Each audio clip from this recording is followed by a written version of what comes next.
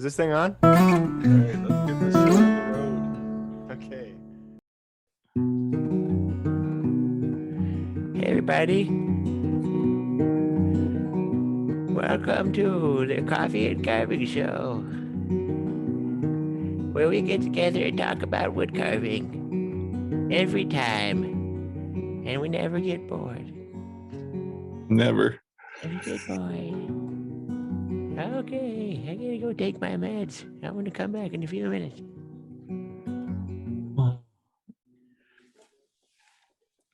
Well, thanks for that intro, young man, or grandma, I should say.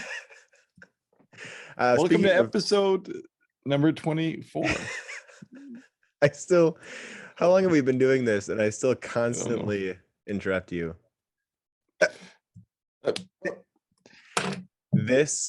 It's my turn. Why do fathers take an extra pair of socks when they go golfing? In case they get a hole in one. A hole in one, of course. Oh, it is. you are how did you know it? That's just common sense. Ah, man. All right, here's one you'll never guess. Why are cats' carvings expensive? So a cat's carving, why is it so expensive? Why are the cats carving? Because they're perfect? Because they start. That was honestly better than because they start from scratch. Oh, I like mine better because they're perfect. It's pretty good. Yeah. I'm impressed. Oh, well, I was at the therapist this morning and he told me that I had difficulty verbalizing my emotions. Really? And I said, yeah. I said, I'm not surprised. Good job. My friend told me one like that. He said he made it up and told his wife and she hated it. She said, my wife told me I had a hard time empathizing with her. And I told her I don't know why she thinks that. I don't understand why she would think such a thing. That's right. So there you go. Well, this Canada is Dry in hand today. No way. Canada Dry. You know what's funny is I have a sparkling water back there, and I was this close. I'm holding my hand up about an inch apart, one finger an inch apart from the other, to not making coffee, but I did. And per usual, it's the Allegro with a teeny tiny bit of in this case Dessert Oasis.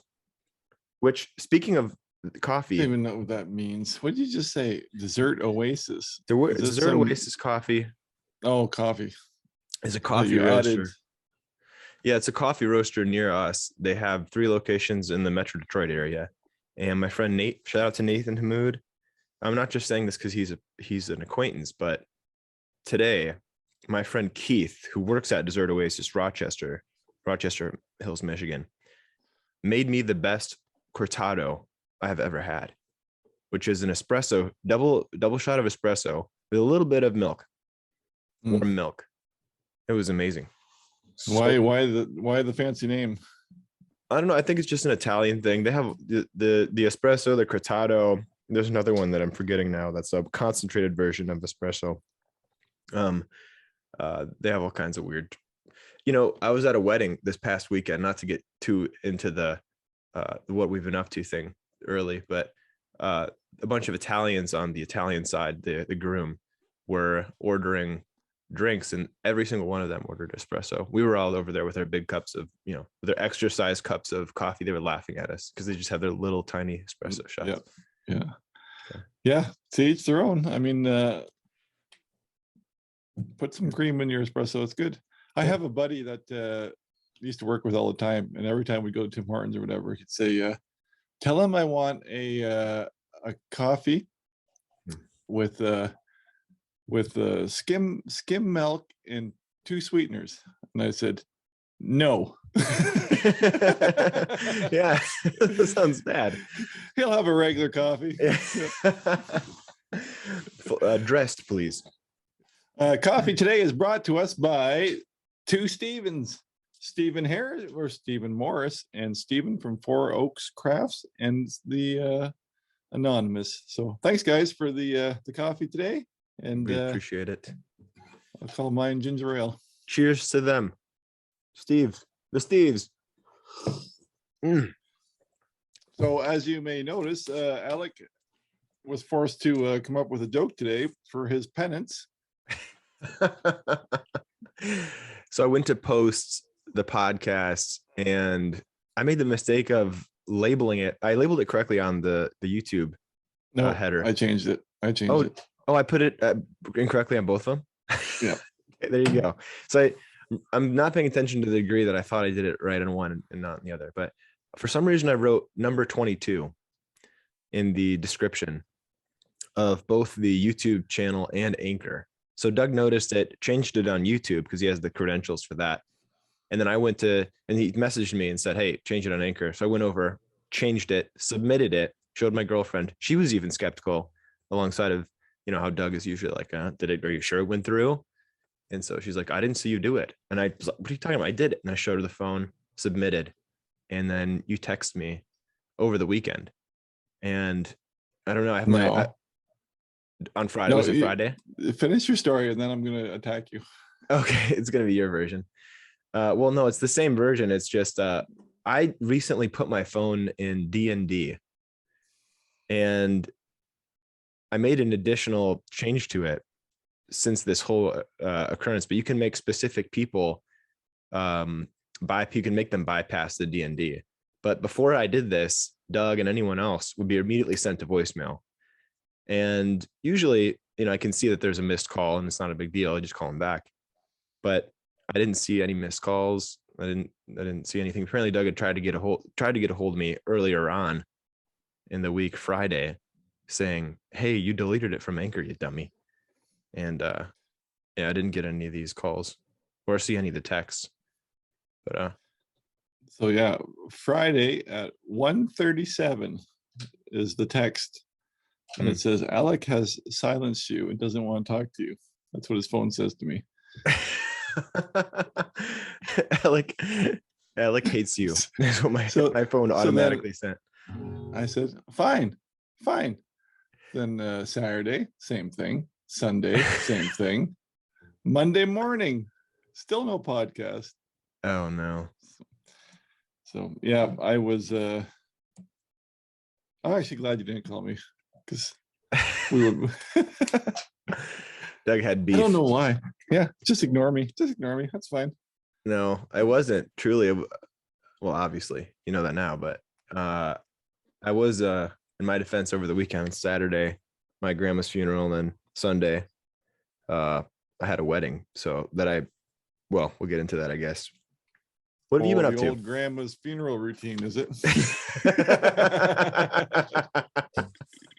How often are you gonna pull that out of your hat? You dingbat? Come on. You can't keep stretching that over. It's been 4 days. I'm gonna tell you, I'm letting you just kind of run the show today because I am just in a mood for a week now. I have dealt with the most insane people. Oh no. For every day is something crazy. I've had people arrested. I've had people calling me names. I've had people not posting podcasts. I've had people but I have not carved one thing.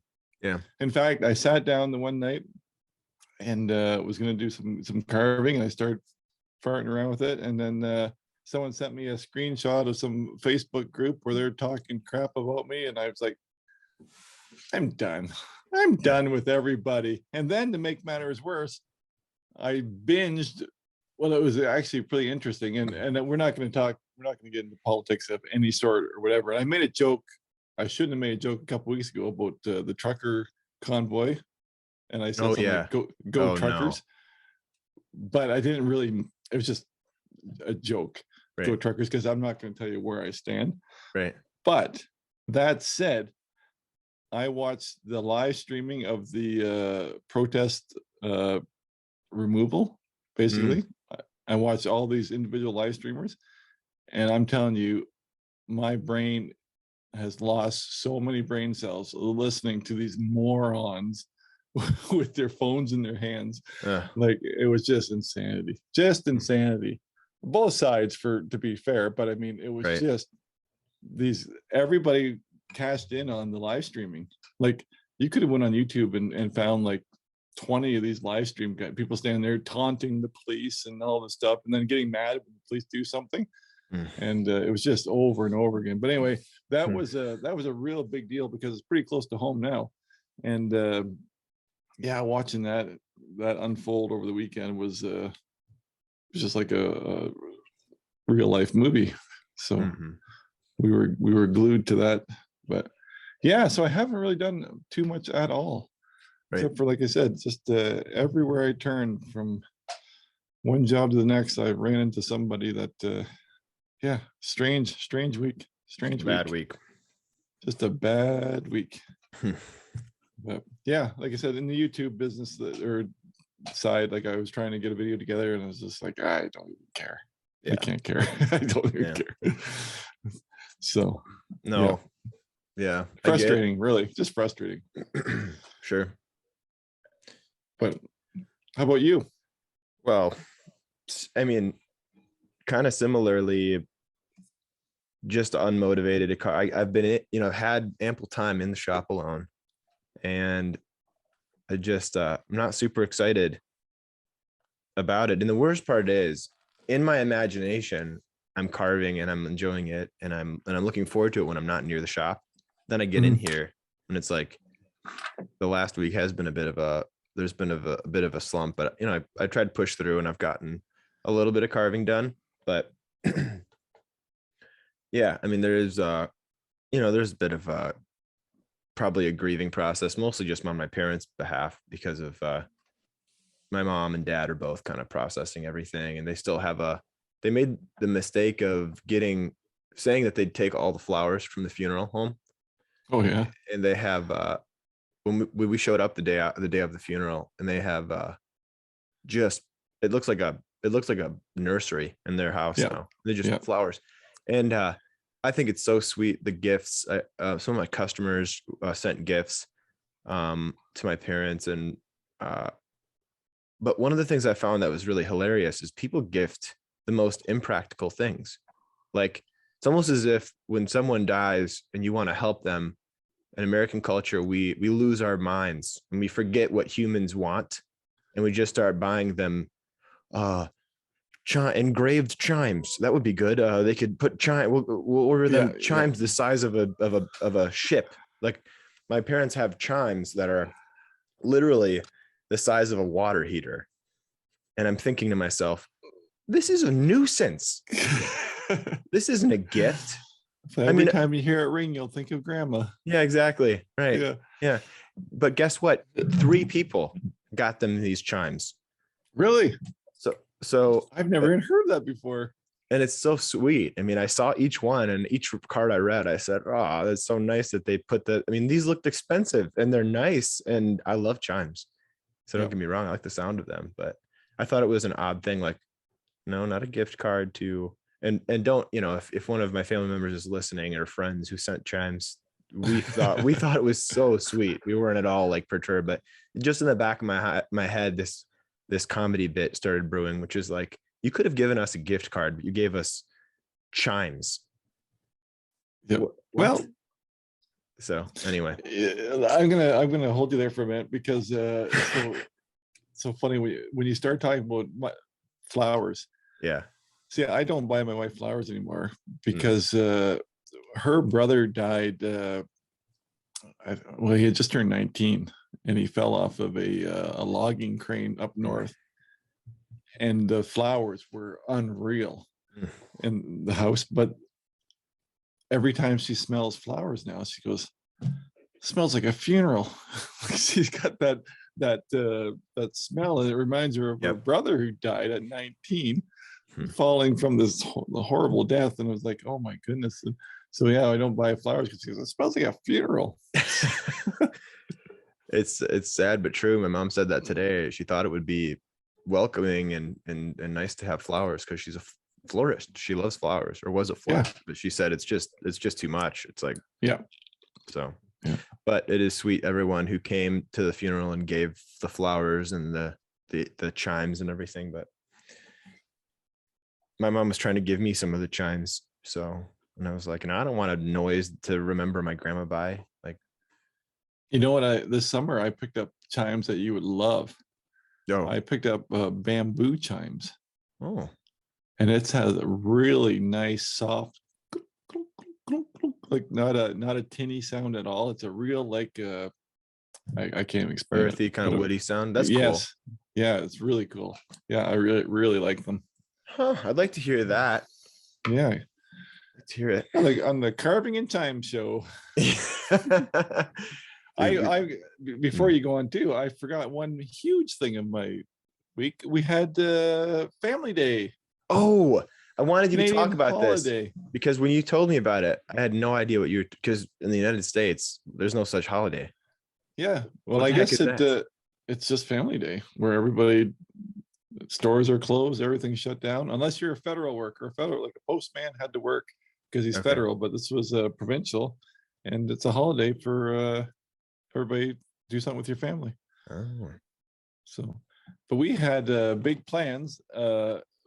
All my kids and grandkids and everybody were all going to meet at my parents' house yeah, and have a tobogganing party. We got a big hill there, right.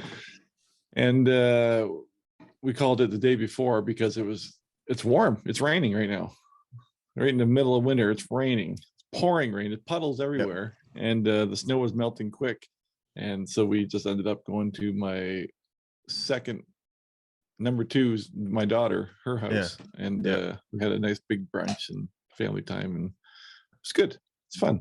But Nice. by the time I came back to town, because she lives in another part of another city.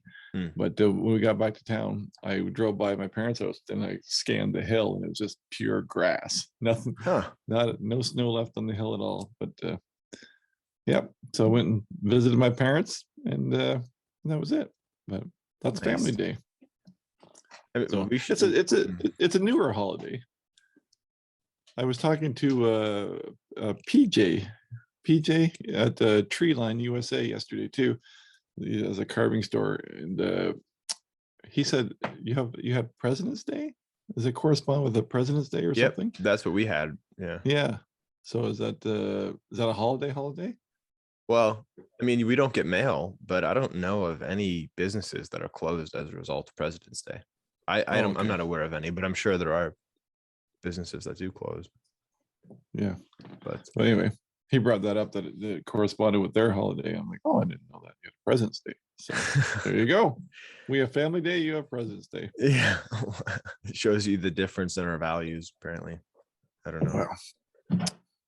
Who knows? I shouldn't say that, but what else have you been up to after I've interrupted you 15 times? No, well, that's how I am. I remember stuff when you're talking, so I guess it's kind of evening the playing field out here. But no, it really there was a funeral, and that was fun. I mean, I say it was fun, but it really was good to see a lot of people and to share a little bit about my grandma and have a few laughs, and tears were shed, of course, too. It was tough, but the pastor did a good job of presenting for my grandma, considering he hadn't met her.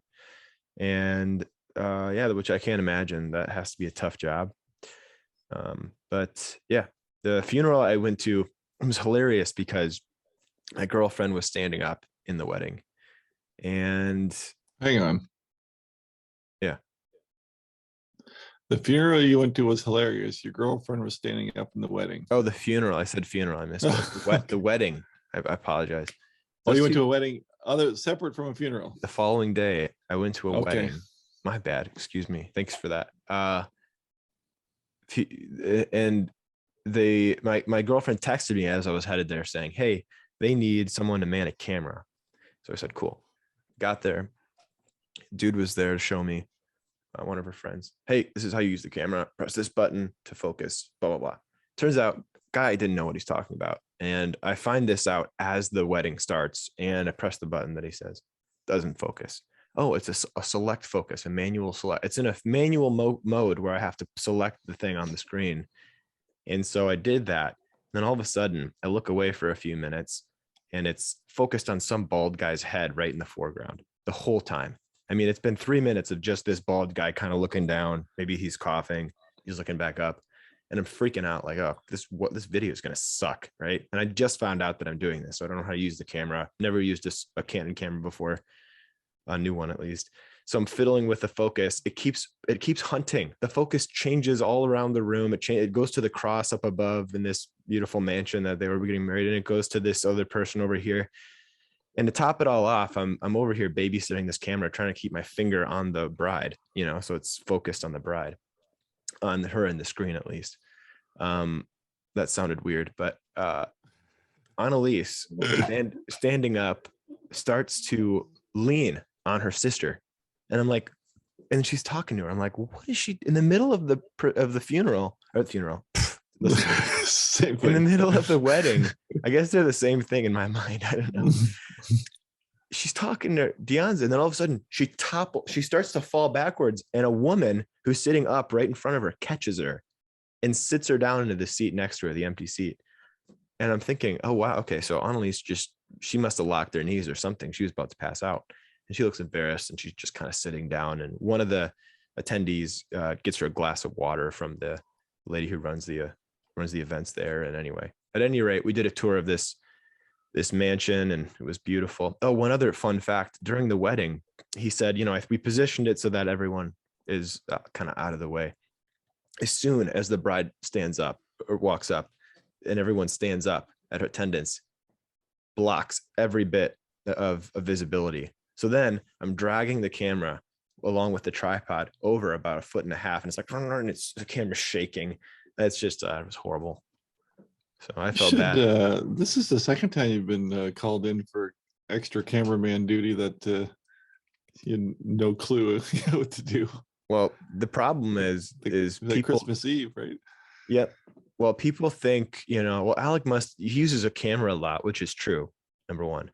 But he must, so then the next part, the assumption is he must be good at shooting photos for a wedding or an important event. And the answer is I'm bad at that. Just because I shoot carvings that don't move means that I can shoot people who do move. It's a totally different thing. So your girlfriend fainted. She really did. Yeah, she blacked out. She said she was getting dizzy, and she tried to regain control of herself, but she literally started to black out. So I had a conversation with somebody a couple months ago saying, whatever happened to fainting? It seems to me growing up, like if the classroom, if the kids all had to stand in line to get the picture taken, somebody would faint. Really? Yeah. And like, I hadn't heard of anybody fainting for decades. That's hilarious. Yeah. My dad fainted. He's probably going to listen to this, but he did faint at his wedding. I think he must have locked his knees. I don't know. What does that mean, lock your knees? Well, this is what I read online, or I think Annalise read it to me from her phone. When you lock your knees, you restrict blood flow to your brain when you're standing up. So when you're not paying attention and you extend your knees perfectly for a long period of time when you're posing for something, Doug topples over. You just stood up to test this theory. Apparently, it can block the blood flow to your significant enough amount of blood flow to where you pass out. So I'm telling you, folks are getting their money's worth today. This is good stuff. I had never heard that before in my life. Yeah, no, me either. No, I still have a hard time understanding how that works. But have you ever seen fainting goats? For sure I have. Those are awesome. Oh, they're fantastic. I love the fainting goats. I really do. I wanted a fainting goat at one point, amongst other types of a pygmy goat is another one that I wanted. I do like a goat, but I found out something cool recently on a separate topic that my friend Suzanne Honda wrote a book. I'm going to butcher the name because I'm not sure if this is the published name or the running title, so I won't say it yet. But she commissioned me. I don't know if you remember, we talked about it. She basically sent me a poem in the works and said, can you make a carving based on what you read? And so I read the poem and I was shocked. I'm not a poet. I'm not a artsy-fartsy creative writer type person in that sense. But I read it and I was like, this is really beautiful. Like the way she painted a picture with these words that don't necessarily make sense literally, really paint a picture figuratively or metaphorically And I just sent her, like, I'm stunned at how amazing this is. Like, I really enjoyed it. She says, okay, well, let me know if you have any ideas. So I started drawing up a woman's face with some of the elements that she talked about, because it's about these women kind of like transforming, or women of birds. And so I incorporated like things into her hair, and I made this carving. And she messaged me that recently, after a few months, that she got the book published and it's going to be distributed, published. And she wants to use the carving as album art. So what's really fun is a friend of mine, an acquaintance of mine, is going to take the picture. So it's going to be his art, basically, because he took the picture. He's a photographer. And I was talking to him today. He's going to try and set it in a particular way to really represent it well. And they're working together on her vision for it. But I'm excited. I can't picture it really, but I'm excited to see what they do. So your buddy's going to take the picture of your art for her art in the book. Yeah. So that's fun. I'm excited to buy that and keep it on my tabletop, because I read the final version today, and it's a wild ride. So I recommend anyone who's into poetry to check it out when it's out. But that's basically been it this week. A lot of one more thing.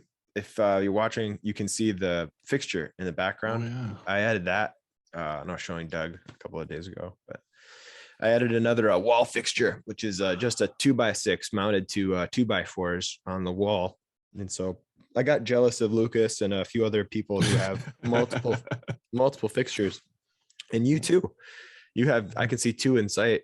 And I was Googling, looking at painters. Most painters have 2 or 3 or more easels in their studio. So I figured, why not? Well, I have been back and forth. I know the audio is terrible, but I started from a sit down position in the past, and then watching you and realizing if I was really trying to do a real stand up, or if I really want to take a lot of meat off the pushing, I wanted to be standing anyway. The sitting didn't work, especially with this chair with wheels on it, right? Yep. I couldn't get enough oomph behind it. Right. So then I went to the thing.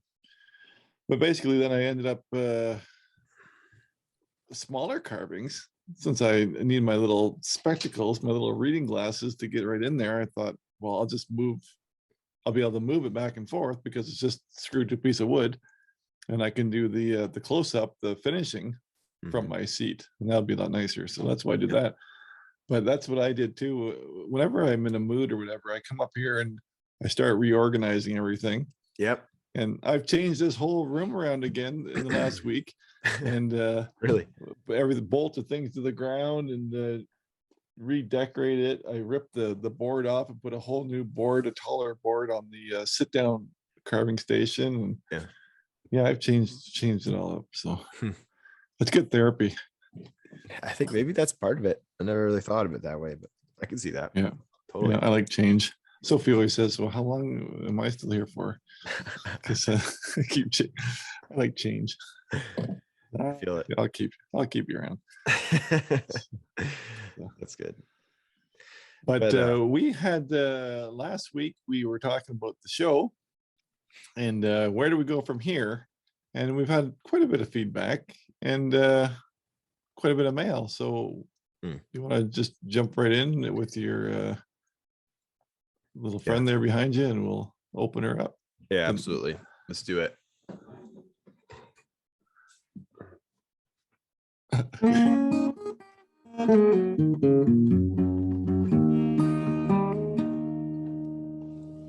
Mailbag. Got him. It's the same part of the week that we introduce each week. That makes no sense. It's so funny. Last week, for some reason, I was listening to it back, and I thought we nailed it last week. And when you listen to an audio, it's ridiculous. Not even close. Not even close. No, and that was the same here. I think you must be on a tiny delay, because every time you're like 10 seconds behind and you go, that was it. And nailed it. Nope. Yeah. Well, there must be a lag in the internet. And as we've talked about before too, even my voice comes funny through this. Like my voice doesn't sound like me, or there's like some sort of internet thing. Yeah, there's some kind of internet interference or something that makes me sound different, or up and down and forth. But anyway, what you got? So we have a lot of I have some of these I have yet to read, but the ones I have read are awesome. Lots of good feedback. So I'll start here. My question for you, this is from Charles.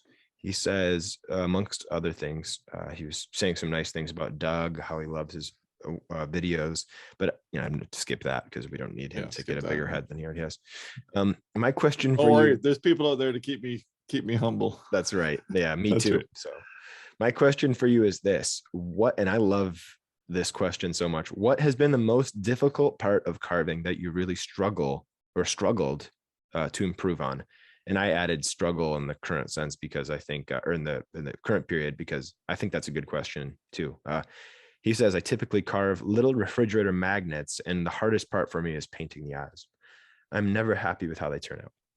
Thanks for the show, advice, and the laughs you guys have provided. Charles Lamika from Northwest Washington State. He shared a few carvings that he's worked on, and these are adorable. I like this little policeman he has here. I'm showing it. It's a little blue painted armed policeman. Well, they're both policemen. Oh, and well, the bottom one looks like a ranger of some kind of like a. I think he's a Mountie. Oh, Mountie. RCMP Mountie. Yeah. Which, by the way, not to dwell on this either, but they brought in the horses on the breaking up the protest. Really? Yeah, the cops on horseback, the mounted police. It was very interesting. Yeah. We won't talk about what happened. Some people may know what happened, but regardless, it's pretty cool to have horses. At first I was like, what are those horses do with horses? And then I saw, but anyway, sorry, go ahead. Welcome to the Coffee and Carving Show, where we get sidetracked. That's basically the whole podcast. It really is. And that's the way we'll keep it. So what's been the difficult, what has been the most difficult part of carving and the struggle to improve on for you? Always was right from the get-go was proper eyes. Not cartoony eyes or whatever, but actual proper natural looking eyes. Right. But I think what really helped me a lot was working on bigger faces, because I was always trying to do these perfect little eyes on a little 2-inch character. Yeah. Right. And that's the problem. So then once you've learned to do it on a bigger scale, it's easier to make it smaller again.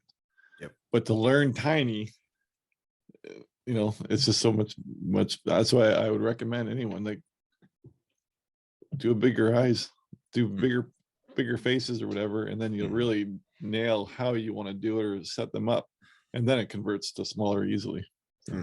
That's good. That's good advice. Yeah, for me it was and still is,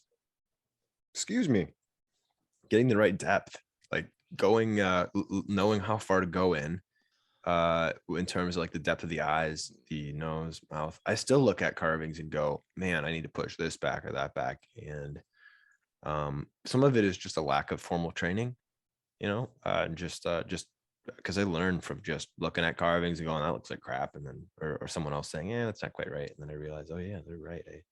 I messed that up. I didn't do that right. So for me right now, it's been that. It's like really trying to hone in the depths of the face, getting everything right in proportion to everything else. And alongside of that, it's proportionality, like keeping one side the same.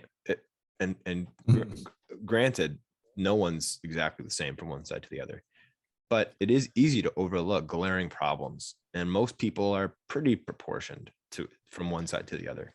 Well, yeah, you always try to be symmetrical, because if you don't, unless one eye is squinting and one's wide open, otherwise it's like, oh yeah, but no one's eyes are the same. Well, guess what? You're just covering your mistake. Yeah, right.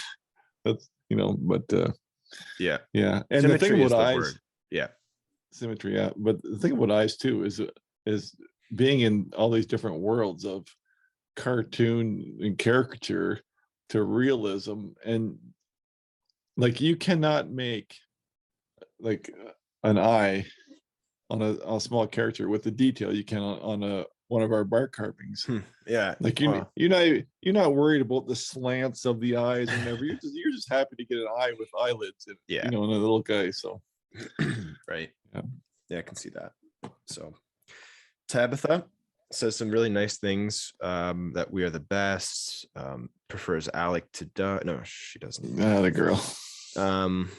No, she said it's her Friday morning ritual to sit in her truck waiting to go to work and listens to the show. That's so fun. I like that. I have a couple of questions. You talk on episode 23 about wood spirits and green men. Have either of you thought about doing a wizard in cottonwood bark? This is fun. I want to say something about this.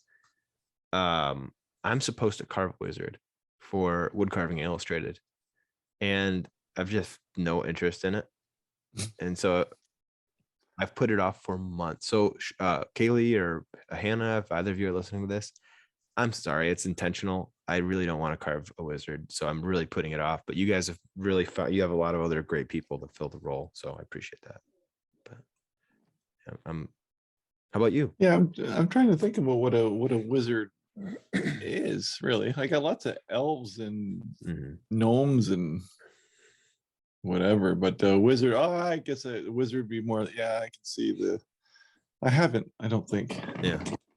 I have some pictures saved of some wizardish looking guys. Yeah. Kind of like the Gandalfy looking guy. Yeah. That's what I would want. That's what I would want to do. Yeah. So. Yep. Nothing with like pointy hats and stars and moons in their hat, but yeah, exactly. So, although Gandalf wasn't a wizard, was he? I don't know. Anyway, yes, he was a wizard. Oh, he was definitely a wizard. He's definitely a wizard. Yeah, that's true. But so she also if we've ever done a gnome house. Oh no. Doug, I loved the gnome house. What type of tree did you build it out of? Oh, that was a what was that? I think that's just a Manitoba maple. Now you say a Manitoba maple. What do you call that? What's American? Ask your friend there. What's another name for Manitoba maple? Is it the Manitoba box elder or something? That sounds right. Hey Google, what is another name for Manitoba maple? Box elder. On the website, Hey. they say box elder is known by a dozen or more aliases, including Manitoba maple, ash leaf maple, California maple, maple ash, sugar ash, and river maple. Oh, there you go. Wow. It's just a crap maple. That's what it is. Yeah. No, I have carved it before.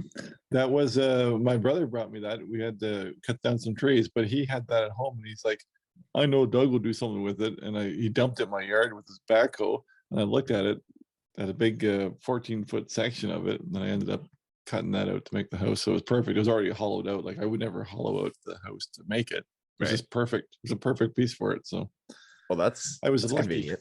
Yeah. Well, no, you also saw it in it, right? Like you utilized the problem with what would be a problem for most carvings. You utilized that to make it what it was. Well, ideally, if it was a little bit bigger. Now I'm going to talk about something that only the Canadians probably will know, but Fred Penner's place is a kids show, and he'd walk through the bush and with his guitar, and he'd crawl through a log to come out into his little secret spot. I always thought that'd be cool to have a log big enough that I could crawl through into my little secret spot, but wasn't big enough. So the gnomes got it. So she loves the house. She says that she signed up for my classes, and she can't wait to get into cottonwood bark carving. That's fun. She saw about my school from you, Doug, after seeing one of your videos. So that's awesome. She says, thanks for the laughs. And Mark makes a comment. So thank you, Tabitha. But Mark says, I've not been able to get an email across the last couple of weeks. Did you miss me? Mark who? Just kidding. Yeah, you can't. Yeah. Mark the boater, of course, we all know.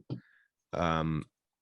Having crazy weather into the UK at the moment. Saw Alex ice fishing and almost carving video. That looked cold. Been enjoying the shows very much. As for direction and ideas, I think you're doing a great job as is. I'd be interested to know about the camera setups and behind the scenes stuff involved with shooting videos for YouTube. I know Doug's camping videos take tons of work, and after using some of them, you must have ended up with unusable footage sometimes. Did you not recently do a show twice because the audio didn't record the first try? Some insider hints or tips or a funny story or two might be nice. Well, we've multiple times we've recorded this twice, but this is easy. Yeah. This is just our own computers, right? Mm-hmm. Yeah. As far as videos, like extra footage. Oh, well, my goodness, extra footage. It's unreal the amount of I have 4 hours of footage to make a 10-minute video. Right. Well, let me ask you this. Have you ever gone on a camping trip and realized that your footage was no good or accidentally deleted like an entire camping trip? So one time I was out with Adrenaline Adventures, Sean from My Self Reliance, Joe Robinette, myself, and I don't know if there's anybody else there or not. We did a whole canoe trip, camping trip, and I had no audio. Oh, the whole video had no audio, or I had a couple clips of audio, and it was I had switched to a GoPro with a microphone, and if you hit the quick record button instead of turning the camera on, you could do a quick record. And because the microphone did not work with the GoPro unless you turn the camera on, but I did the quick record for the whole trip. Except for a couple of clips where I had the camera on, but yeah, no audio. That was the worst. So that's painful, very painful. Mark also says no Jeep updates from Alex, so guessing it's coping with the cold superbly. Can't believe the sauna is broke already. And as an afterthought, is cottonwood any good to carve? I get that bark is, but what's the timber like? Have you ever carved the bark on the tree? Okay, so there's a few questions there about the Jeep. I can answer that. I've been driving it around. I drove it to the car wash today and waxed it up, and yeah, no problems right now. It's other than the fact that the salt is going to really be the end of it as far as the body goes. But otherwise, frame's looking good, running good. Still needs a new drive belt, but I've got that sitting somewhere and I haven't put it in. But otherwise, yeah, it's been a sport. The door seal is noisy, but it's pretty good other than that. The sauna heater did break. I replaced it with a really cheap Metos. I think it was Metos is the one I had before. Anyway, some cheap online thing and $200 thing. It's been great. It's held up really well. It gets hotter now, quicker, and so yeah, it's working again. But cottonwood is not bad to carve. They call it poor man's basswood. It's a little bit like grainier than basswood and maybe somewhere near the softness. But yeah, I like it. Okay, I'd recommend it. I had I just thought I went and ran and grabbed. This is poplar cottonwood. Yeah, and it carves beautifully. Yeah, it's a nice dry piece. Carves nice too.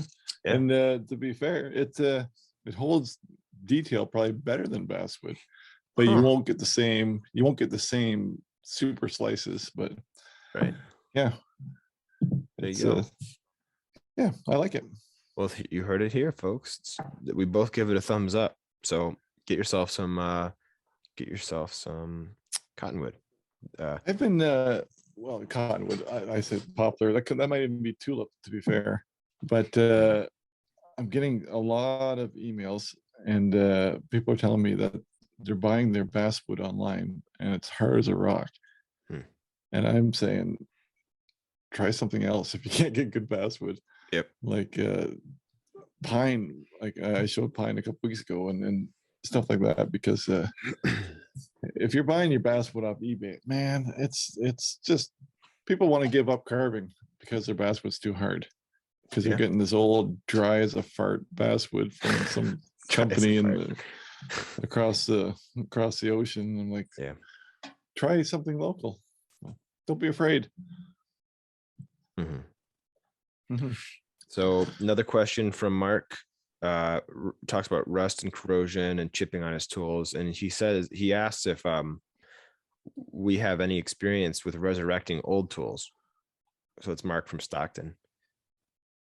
Yeah, well, I mean, I've done a fair amount of resurrecting old tools because most of the tools up on my wall are old, and it's really not. I mean, unless they're really really far gone and rusty, most of the time you can use a polishing wheel, a loose polishing wheel, to get rid of all of the the loose rust and polish them up nicely. And then you can, of course, treat the blade as you would any dull tool. You start with an aggressive stone. If it's really messed up, you dress the edge to get it nice and square. If you want it square, unless you're going to toenail it, meaning take the corners of the tool off of it. If it's like a gouge or a chisel, or even a knife, I guess you could kind of take the edge back. But then once you've got the profile, you just go ahead and shape it at that angle, whatever angle is best, 20 to 15 degrees or whatever it is. That's ideal for the type of wood you're carving. And yeah, you work to a finer and finer stone until you get to a polisher. And then you do a jeweler's rouge and you polish it. So anyway, that's the that's my recommendation. But I don't know. I'm sure there are people who are better and actually use other types of tools for that. But no, if you can get like just like a dry stationary grinder, like a bench grinder, you can get yourself a polishing wheel, like a cheap cotton polishing wheel, dress that with the green polishing compound, and that'll take off a lot of rust. Watched a video. I wish I could tell you who it was, but if you probably on YouTube, it's this restored cleaver or something, and the video had like 15 million views. And it was a guy taking this old, just rusted beyond, like, just gobs of rust on this thing. And the video was him restoring it to like this brand new mint looking cleaver. It's pretty cool. Yeah, and I guess if the pitting's really bad, you can get a grinder. Oh like yeah, this guy went through he put electrolysis or whatever and all this stuff. Oh wow. Yeah, it was crazy, but that's a lot. Yeah, he probably could have bought 15 cleavers for the stuff they put into it. But anyway, Ripper T Shreds writes and says, and of course, I can't just skip to the comments because this intro is too good. It says, to the Greek god and the freaky deaky Dutch. I love your format, Doug's opening joke, and Alex's little tune with a different voice each time. What you drinking? What you been up to? What you watching? What you got you wearing? Okay, not that one. As your listeners, we know what to expect. Yeah, what to expect, and it's addicting to tune into and tell friends about. I laugh along with you guys and look forward to every episode. But I suppose you guys could add a twist once a month or every couple of months. Maybe something like a guest artist, carver, some chatting, whittling. Heck, she'd even watch us cook. And a featured fan shows a demographic and their artistry. Her question about episode 15 is if, Doug, you would collaborate with another artist for a piece. Alec, I know you've worked on carvings with other artists like Abby recently. Is there an artist you guys would like to collaborate with each other, possibly? ? And it doesn't have to be a carver, like any artist. Yeah, we always said someday we would get together. I have a carving in mind that we joked about. Yeah, but I don't want to say it out loud because somebody's going to steal it, make a video. But yeah, that's no, I don't follow a lot of other artists as outside of the carving world, to be honest. So, but you do. What do you think? My friend Michael Shellis, I call him a friend. I've never even met him. He's my internet friend, but I can say the same for you. But and I've only, he's less of a friend than you are in that we've just exchanged messages back and forth through Instagram. But he's a good painter, a real good painter, and I like his work a ton. And I would like to do something weird and he's kind of the opposite end of the spectrum. He's like really bright colors, very much like into the pop art realm. We kind of took it in his own direction, though. It's definitely, when you see some of his work, it's him. And he incorporates a lot of really cool like road signs and kind of American folklore, and he does just awesome work, and it's a treat to follow him. But Michael Shellis, I think it's Schellis, I've been talking about sending a carving to him for a while. He's originally the one who messaged me and said, dude, send me a carving. I'll paint it up. If I'm remembering correctly, I think that's what he said. Maybe I started it, but anyway, Michael, if you're listening, sorry, I haven't sent you anything. I will soon, hopefully. But yeah, I'd like to do that. And then I'd love to collaborate with a hand carver, maybe an Alexander Grobovetsky or somebody, and do some really fun combination like architectural stuff with like the faces. Like I'd love to lend a hand to somebody who doesn't do a lot of portraiture. Of course, it wouldn't be of any use to a Patrick Burke, but I'd love just to rub shoulders with him on the bench and make some art. That'd be cool. So yeah, that's about it. So she says, P.S. Looking forward to those female carvings. She wouldn't be called a wood spirit, eh? Nah, she doesn't have a beard. In Greek mythology, a wood nymph is called a dryad, and she lives within the trees and takes the form of a beautiful woman. See, Mom, I didn't take the Greek mythology class in the university for nothing. She says here, always watching, which she crossed out, and then says, wow, that sounds creepy. Your friend. Ripper. That's great. Good hearing from you, Ripper.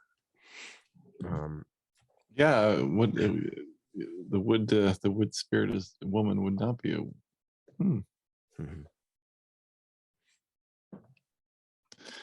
So Neil says, pet peeves. Are there any pet peeves? Anything you dislike most in carving? Wow. Well, I guess the cleanup. Yeah. Oh yeah. I generally like all aspects of carving, and maybe unlike Alec, I enjoy the painting part after just as much too. So Yeah. a lot of guys hate painting. Right. Like they'll just put a carving on the desk and another one. They're like the paint purgatory where they never get painted. Just sitting there waiting for paint. That's why I'm not inviting you to my shop. That's the whole shop is that. But no, for me, it's clean. Yeah, I think that's a good one. Cleanup. I was thinking about how if I could just eliminate one part of carving, it would definitely be cleaning, because I hate sweeping up in the shop. There's so many little things in my shop to sweep around that makes it a pain in the butt. So also thought I had dedicated shop vacuum. I know it's a little bougie, but a dedicated shop vac would be good. I need to get one of them. Doug's put his finger up in the air as if to say, I'm going to go do something. You entertain them. So while Doug's away, I'm going to be your host on Malicocast, and I'm going to bring you through this journey of, oh, no, he's back. Never mind. I have that's a dedicated. Yeah, it's a cordless.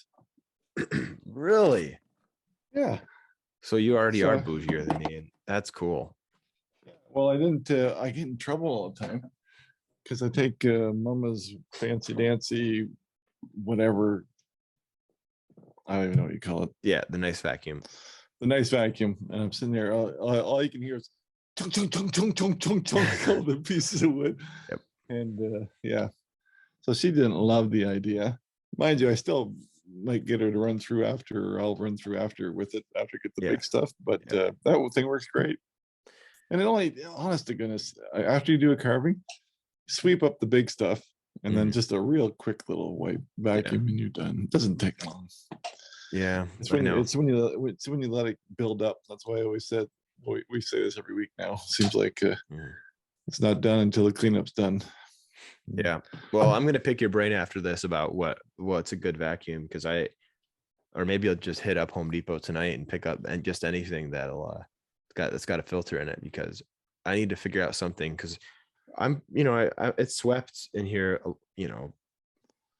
fairly frequently, at least a couple times a week or once or twice a week, but there's still a little dust in like the corners, and that builds up. And anyway, I digress. But anyways, yeah, so that's my pet peeve, and I'm stealing yours. So thank you, Neil. That was a good question. I liked it. Steven says, thanks for the show. Keep it going. Question for Doug. I know you've changed and improved your painting techniques now and don't seem to use antiquing solution. But what if you were to remake the simple Santa that you made a few years back? Would you antique it now or paint it using your new way of painting? Simple Santa, simple Santa. I would not antique it and paint it the way I used to. No, I wouldn't do that again. Oh, here's one. So this is the simple Santa, and it's this one's not very heavy antiqued at all. I had some of my earlier ones were just the worst, but no, I definitely like the thin paints, but the antiquing, like dry brushing, to me is a better effect than that antiquing. So Yeah. oh, sorry, excuse me. You're good. But that was came out of nowhere.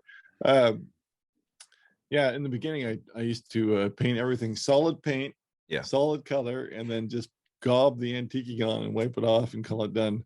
Yeah. And everybody, I didn't know any better. I thought it looked good at the time, and then you just, as you learn and grow away from it, it's like I would never do that again.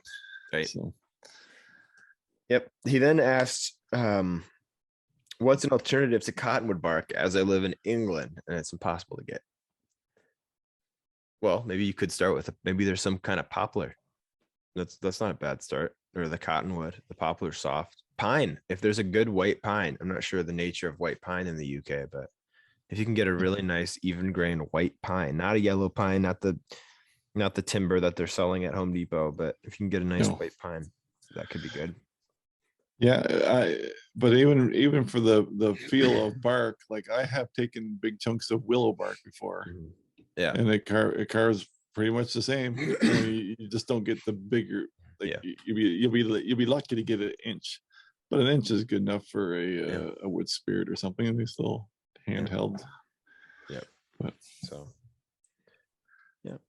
so good question. Matt asks some topic ideas for me for the fundamentals of wood carving. I love this feedback because I need it. I need to know what people want to see. So send me your suggestions for the online carving school. But the question is, Alex speaks of the importance of time spent with reference photos quite a bit on his fundamentals of wood carving videos. But the question is, how often does Alec not use those photos and just shoot from the hip? And conversely, how often does Doug use photos? How often do you use photos? I'm the worst. I still end up winging it more than not, but many times I'll start with a photo and I'll kind of rough in kind of what I'm doing, and then I'll never look back again and just go off on my own way. And then I'm like, oh, I forgot. And so unless I really wanted to nail something exactly that recognizable or something, I don't use them as often as I should, but I should use them more. And I totally understand it. I see it. I know it. In fact, I even bought a little stand for iPad so I can have photos there. And I just need to do it more, but I don't do it enough. That's for sure. Sure. For me, it's probably, I don't know, 80% of the time I'm using a reference photo. 20% of the time, no. But most of the time when I am using a reference photo, it's because I know that it'll make it better. It's not because I want it. And a lot of times it's a lot more fun to not use it. But, it's like almost, I've noticed the pattern. I've done this for so long. It's like, yeah, it's going to be better if I use the photo. Pull up a photo, you doofus. I'm always, telling myself it's worth it. And then in the end, even if I hold to the photo loosely and I incorporate some other ideas like you're talking about, which is better for the most part, to try and take it into a new direction if you can. It's worth doing. The scenario, you've got you're going to do a wood spirit. You're not pulling up a profile picture for a wood spirit because you've done 10,000 of them, right? Or are you? Yeah, well, if it's for like a quick carve, no, because that would just make it take so much longer. But no, for the most part, even if I'm doing a wood spirit, I've got some photo up. You do? Oftentimes, yeah. Probably with a wood spirit less than with like a portrait, but still probably 70% of the time I've got a reference photo. Oh, so I didn't realize that. Maybe 60%. So I thought you could do them in the dark. Well, I can. It's not so much that, and they're not as good, but that's the point. It's like I know I can do it, but I know it'll be better if I do it from the photo. That's the thing. Like I can do a crappy wood spirit for my imagination all day long. So. There you go. You do a crappy one in the dark too, right? Well, no, That'll be your next challenge. Yeah. Carve a wood spirit in the dark. Yeah, that hopefully you meant that figuratively, because obviously I can't do it in the dark, but I'll try. I guess I could try. I feel like I'd need to ensure my hands first before I did that. So good question. All right, Christopher, this is our last comment. Man, this is a long one today. Oh, it is. It's really going long. How do I go about buying y'all some coffee? Do I get to choose the brand? Maybe some Maxwell House for old Doug and Mickey D's for Alec. I do like McDonald's coffee. He knows Me too. me. Yeah, me too. Doug, have you Doug, have you had any bear or mountain lion encounters on your camping trips? And do you have any stories of things that went bump in the night that you can share for us? Well, let's camp out on the first and the coffee part. Sure. The coffee it's just buy me a coffee. There'll be a link in the description or whatever. It's just buy me a coffee. We just say it's buying a coffee, but it's just like a donation to the channel and to help things go. But yeah. I want to talk about McDonald's coffee had a thing for $1. And I know we talked about this before, but we have the McCafe is part of McDonald's. And it's good coffee. Like it's actually, I prefer that coffee to Tim Hortons all day long. Yeah. But yesterday, Willow asked me to get her a ice cap. We were driving around family day, little spoiled brat gets whatever she wants. And, we pulled into, me and Sophie got a coffee, and then the ice cap machine was broken. So I said, okay, well, forget it. I'll take you down. And we have a Starbucks in town. And I said, what do you want here? And she goes, I'll have I don't know, some silly name, Dragon Lemonade or something. I don't know what it was. But I said, what size? And she said, just a medium. I said, okay, that's fine. So some kind of lemonade. Right. And I ordered it, and they said, okay, pull ahead. And I was like, oh, she didn't tell me how much it cost. I pulled around the corner, and I think it was a lemonade. I think it cost me $6.40 or $6.50. Oh I no! I just put out a stroke. Yeah, I couldn't believe it. Shoot, dang, man! Starbucks is insane. Yeah, I can't do it. I haven't been there in a while for that reason. It's some people just worship Starbucks, and I'm like, I'm never gonna. That was the first time I ever buy anything. Oh yeah, and I'm not going back there. That's crazy. Yeah, that's wow, $6 for a coffee. Encounters camping with animals. I get this question a lot, but I feel totally fine in the north, safe camping. Do we see bears? Yes. Have we had bears in camp? Yeah, curious bears, but you can shoo them away. Yeah. The worst bears, and I'll say it again, like the worst bears are the park bears. Those park bears that get into the garbage, get into your food at camp or whatever. They're not scared of you. They see people every day, and they're the worst. But the wild bears, I'm sure there's grumpy bears out there, but I've always had them running the other way as fast as they can. So never been an issue. Huh. So that's my story about that. Things that go bump in the night. We have one story. It has a good ending though. Everyone, my buddy and I we crossed Algonquin Park from the west side to the east side. I think it took us, I don't know, 8 days or something in a canoe. And on the very last night, we were sitting by a campfire. It was like one of those eerie evenings and whatever. And we had a fire, it got dark, and all of a sudden something just went bang right beside us. And like nobody was within 10 kilometers of us. Yeah. And it was just like someone took a stick and whacked it on the tree right beside us. Holy moly! Yeah. So we just sitting there. We looked everywhere and high and low, and we're sitting back there at night going, I wish that never happened. But anyway, long story short, in the morning we realized, I saw that it was a tent pole had snapped and slapped the tarp. Hilarious. But it's funnier in the video. But it was she was just sitting there going, I wish that never happened. Like, someone tapped on a tree, because that's what the Bigfoot guys say. They're all about the tapping on the tree and stuff. So Yeah. Right. So. All right. Well, that was a marathon, wasn't it? It was, but it's time now for the media hour,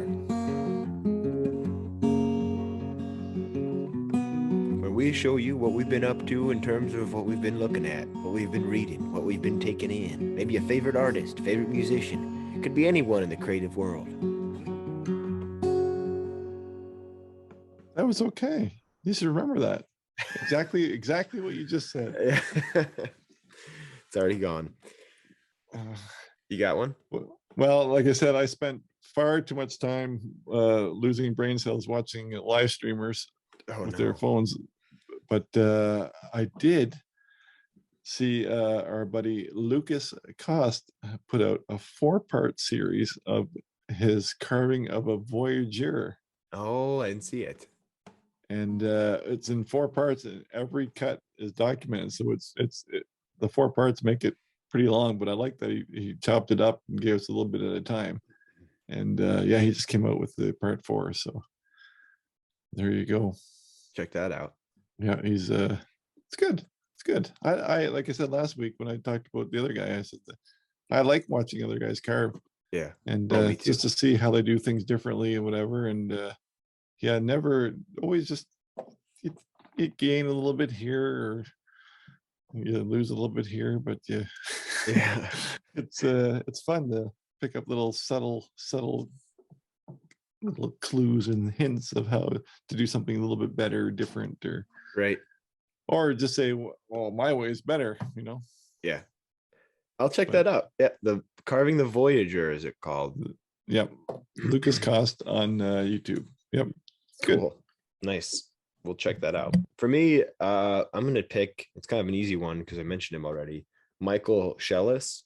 And by the way, I spelled it wrong. It's Shellis, and that's just Michael, the way you normally spell it. He's like I said, really does a lot of fun art. And an example, if you're watching on YouTube, you can see one of the pieces that he did. I'm showing right now, sort of, I don't know if it's focusing, but it's got a cowboy in this kind of neon background. It's really kind of wild, but yeah, he does some really wild stuff. But I like all the colors he uses. I like how he does a lot of so it's like a really high energy. The best way I can describe it is it's like electric. Okay, here's an example of what I want him to do. He did this to a sculpture. He painted it. I think that. Okay. Yeah. That's fun. Big elephant. Super colors. Crazy super color. Like a color fest on that. I think that'd be cool. He did this of I'll stop now because a lot of people are listening, but he did a really great piece of Johnny Cash. I don't know if you can see that. But anyway, great artist and somebody who I'd like to collaborate with in the future. But that's my featured artist. Well, there you go. And that wraps up our show, but we never really talked about what we learned about what direction we're going to go. So we're going to keep working on that, and there'll be some subtle changes along the way. And we appreciate the feedback for sure. And kind of one thing that was kind of interesting was we did get more feedback too about not bringing in guests and ruining the dynamic. So we're never going to have a weekly guest, that's for sure. So oh no. Yeah.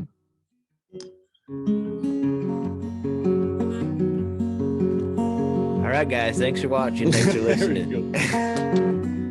And remember, take your dang vitamins.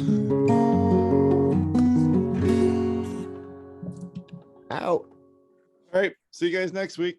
Bye. If we post. Love you guys. if we post.